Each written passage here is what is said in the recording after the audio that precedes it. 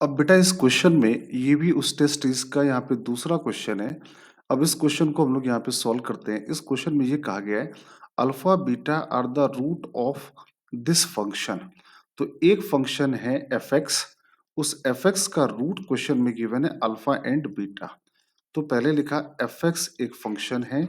इस फंक्शन क्या है? X square minus b x plus c. इसके रूट कौन है? अल्फा और बीटा।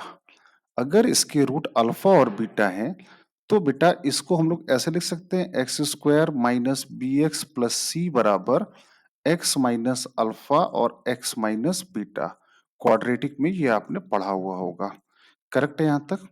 सिमिलरली एक दूसरा फंक्शन गिवन है जी एक्स। जी एक्स बराबर क्वेश्चन में गिवन है x square minus Q X plus R. इसके रूट हैं गामा और डेल्टा। तो X square minus Q X plus R equal to can be right X minus gamma and X minus delta. ये second equation बना दी। साथ साथ इसका रूट अल्फा और बीटा है तो सम ऑफ द रूट सारे बच्चों को आता होगा माइनस बी अपॉन ए, तो ये आ गया बी। वैसे ही गामा प्लस डेल्टा इसकी वैल्यू भी आएगी माइनस बी अपॉन ए, तो ये आ गया क्यू। आई होप यहाँ तक सबको क्रिस्टल क्लियर है। अब क्वेश्चन में एक और इंफॉर्मेशन है F B plus Q by two. अब इसका यूज क्या होगा, कैसे होगा, अपन आगे जाके देखेंगे। इसकी वैल्यू क्वेश्चन में पूछी गई है, इन सब की वैल्यू। तो एक काम करते हैं, पहले इन सबको लिख लेते हैं। ये क्या लिखा है? Minus alpha plus beta plus gamma plus delta. फिर लिखा है alpha minus beta plus gamma plus delta. फिर लिखा है alpha plus beta minus gamma plus delta. फिर लिखा है alpha plus beta plus gamma minus delta.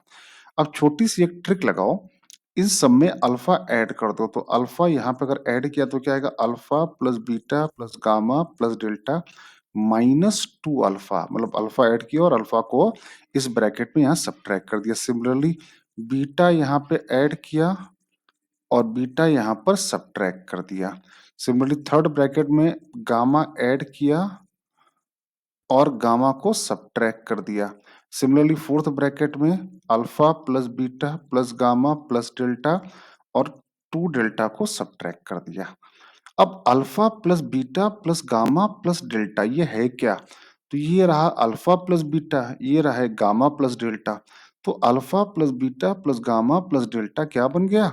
ये बन गया b plus q minus two alpha.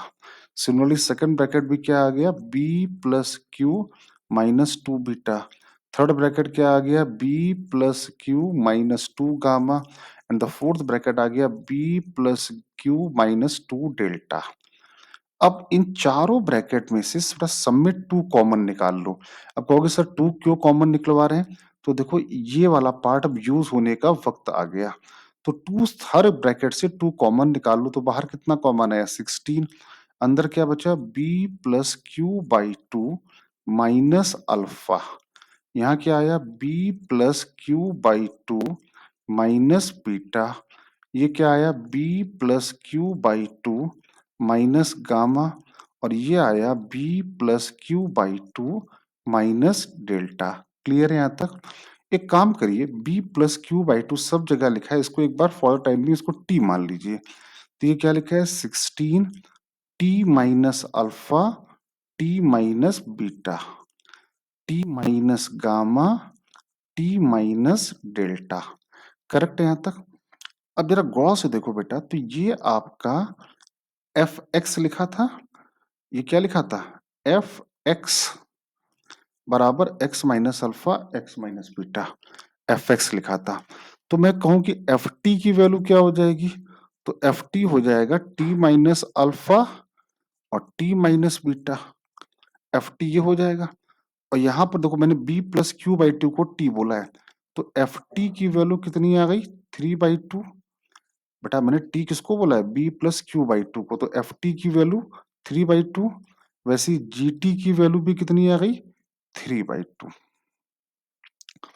तो गौर से देखो, तो इसको हम लोग क्या बोल सकते हैं? F T 16 into F T.